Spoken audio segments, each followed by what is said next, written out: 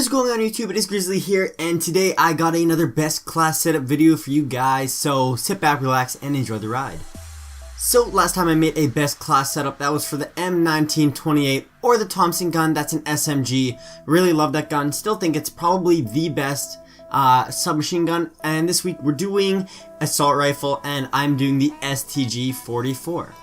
So everyone's probably gonna say, oh, but Gryzzly, the bar is the best assault rifle. It's easily the best. Even the FG42 is better than the STG.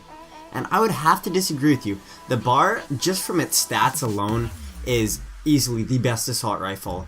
However, you need extended mags on that gun because it only has 20 bullets. Same with the FG42. You're reloading non-stop with those guns. But with the STG44, it is an absolute machine, and it has the right amount of ammo required to get a couple kills. So with that in mind, let's hop right into the class setup. So since this is an assault rifle class setup, I would recommend the infantry division. While this is my highly recommended division for this class setup, if you don't really get that close, I don't think you need the division infantry. If you want to run fast, if you want to sprint and all that stuff, I would definitely recommend the airborne division just because you can sprint, mantle faster. But if you're gonna be kind of like rushing in, I don't know if you want to use that bayonet charge, then definitely use that infantry division. Another plus of the infantry division is that extra attachment, so if you want that extra attachment, then definitely go with that infantry. So moving right along to the attachments, the first attachment is rapid fire. That is definitely the best attachment on this gun. It pretty much turns this gun into a submachine gun. It melts kids pretty close, and like you'll outgun submachine guns 9 times out of 10 just because submachine guns in this game really aren't that powerful, even up close. Like even the bar up close wins gunfights, and with this rapid fire attachment on the STG44, you'll be winning gunfights like they're going out of style. So this next attachment goes right alongside with the rapid fire, and that is the grip. The recoil on this gun really isn't too bad, but with that grip you can literally cross map kids. In this gameplay you'll probably be seeing me get some insane shots, and just like shots that you shouldn't be able to get with a rapid fire gun because of the grip, and it's literally like a laser beam. You can hit shots from so far away, and this grip rapid fire attachment combination is absolutely insane, so you guys definitely have to check that out. And just to add on to the rapid fire and grip combination is the advanced rifling. Personally, I think advanced rifling is easily the most underrated attachment in this game. I don't know why more people don't talk about it. This attachment is insane.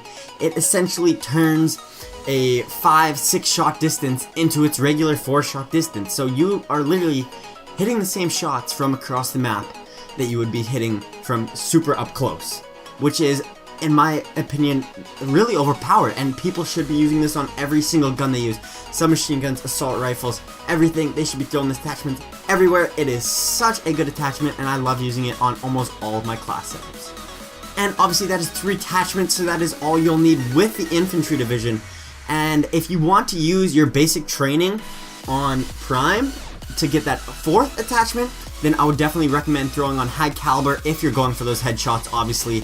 But if you've already got the headshots, or you just don't care about camos, or you're just like, I'll get headshots eventually just from playing, then throw on extended mags. Extended mags is absolutely insane on this gun because you can just, I think it's 45 bullets or something like that, and with 45 bullets, rapid fire, grip, and advanced rifling, this gun is unstoppable. It's just insane, and you'll be getting 4 pieces until you reload, and it's insane. Definitely try that out. It's probably my favorite class setup so far in the game. But if you're not really a guy that's gonna be like, oh, I'm gonna go for 4 piece, I'm gonna rush your spawn, then definitely go like with the hustle attachment, or basic training rather, just because hustle's good in every situation. Reload faster, nobody can complain about reloading faster, so throw hustle on and you're not gonna be disappointed. So for the secondary, like I said in my last class setup, in this game it does not really matter. It's not a pick 10 system. You can take a secondary no matter what. So I would definitely take whatever pistol you're comfortable with, rather if that's the PO6 or the semi-automatic, whatever it's called, the 1911, or the fully automatic machine pistol, whatever you're comfortable with, throw that on. Or if you're going for a challenge, daily challenge, sometimes it'll be a shoot down aircraft, then go with the bazooka. Really doesn't matter. With this class setup, you're going to be winning those close battles and those long range battles, so you don't really need a pistol up close, but if you want to throw a pistol on or a bazooka, it is completely up to you. And for the lethal and slash tactical, I would definitely recommend making this decision based off the game mode you're playing.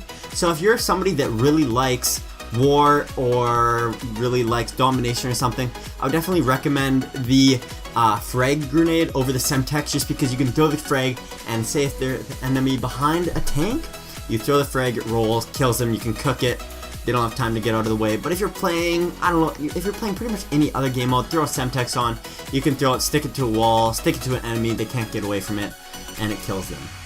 But if you are planning on rushing with this class, tacticals are actually really underrated in this game, and they're pretty good. If you throw pretty much any tactical in, whether it's the one that stuns them or the one that blinds them, just throw it in and they'll be blinded. You can rush in, get a couple kills, and clean up the enemies. And finally is the playstyle with this class. You really do not have to be you don't have to camp in a corner with this gun. This gun is really versatile and you can use it in almost any situation. So I definitely recommend pushing the enemies and don't being afraid, push their spawns, flank them, get around them, get those headshots, do whatever you want to do, but do not be afraid with this gun, because this gun will win battles. Obviously, if you're up close, you risk running into the incendiary shells on the shotguns. Those are always very deadly if you're rushing, and you should almost do like a mid-range type of style with this, because if infantry, you're not going to be able to sprint. Like infantry division obviously doesn't have a limited sprint. Airborne division, you can sprint in a little bit more. So infantry division, if you're running that, you definitely want to be in the middle range. And finally is, you don't really want to use, if you're playing this in hardcore, I would definitely recommend swapping the rapid fire. I don't really think you need the rapid fire for hardcore. I'm not much of a hardcore player myself, but from what I have experienced, I would rather run quick draw or even the steady aim attachment in hardcore, just because you're not going to be aiming in as much in hardcore. So that is all for the class setup. If you guys want to see me do any other guns, comment down below and I will definitely do those for you guys. So as usual, thank you guys so much for watching. If you did enjoy this video, please do like, comment, and subscribe if you haven't already. I'll see you guys next time.